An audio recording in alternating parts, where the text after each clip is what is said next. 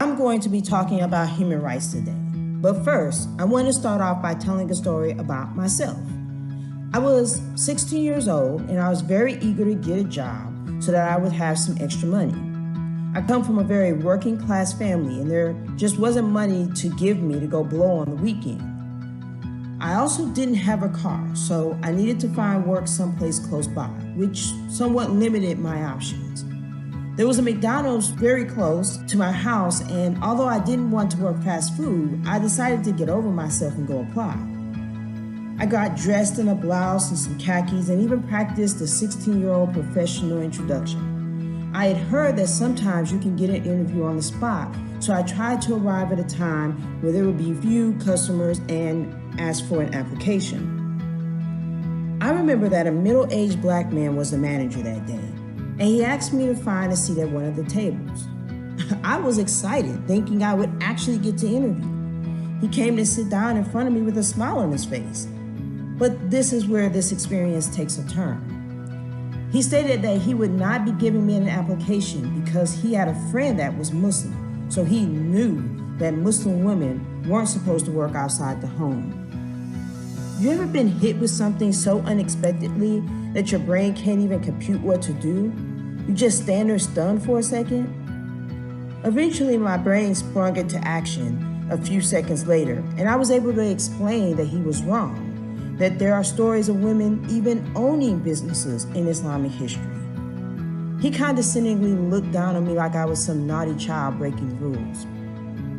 I left that McDonald's that day feeling defeated, and I have struggled with this emotion for many years. My religion is very important to me, but in that moment, I can admit I felt ashamed to be a Muslim hijabi woman. America often portrays Muslim women as oppressed, and at that moment, I felt that maybe it was true. Now, I did get a job, and that manager didn't stop me from finishing high school, going to college, getting a job, and otherwise living a pretty good life. But I would be lying if I said that the moment hasn't stayed with me psychologically. And now, I want to get back to human rights. Maybe you thought I forgot while I was telling my personal story. But maybe also now you realize that I was telling you a story about human rights violation, specifically discrimination based upon gender, religion, race, etc. Many people are unaware of human rights. As Americans, we often discuss the rights afforded to us by the Constitution, but we don't know about the Declaration of Human Rights.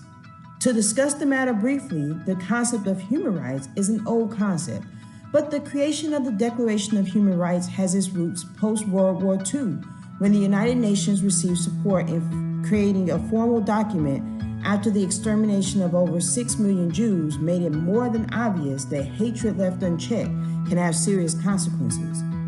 Under Eleanor Roosevelt's leadership, the UN pledged to promote the rights of all human beings by adopting the Universal Declaration of Human Rights with 30 distinct articles.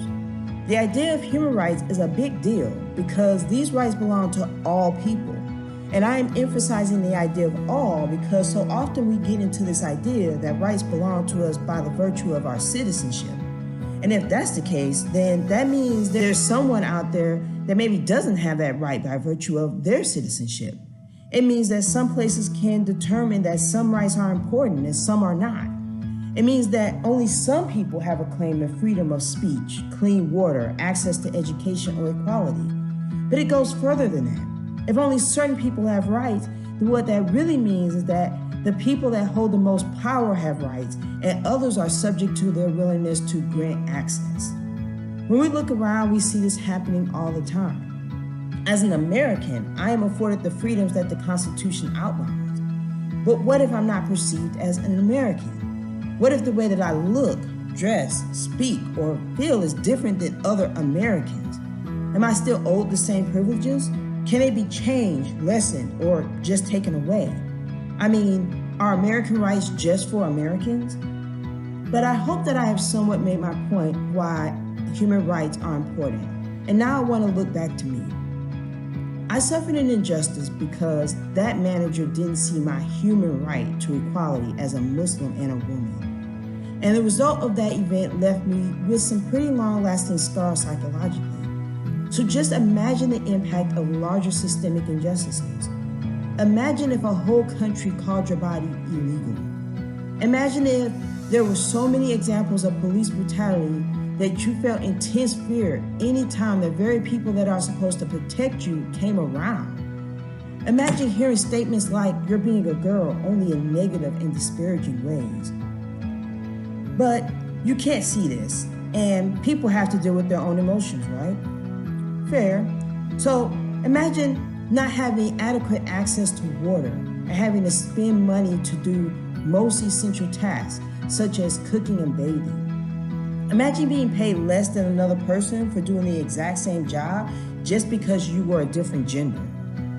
Imagine being discriminated against because of your disability, religious ties, or ethnicity when you went to a job interview, so much that national data showed an obvious trend. But this is just economic, right? Okay, then let's imagine not receiving access to healthcare because you are poor. Let's imagine being more likely to be sentenced to jail for life or even the death penalty because of an unjust legal system.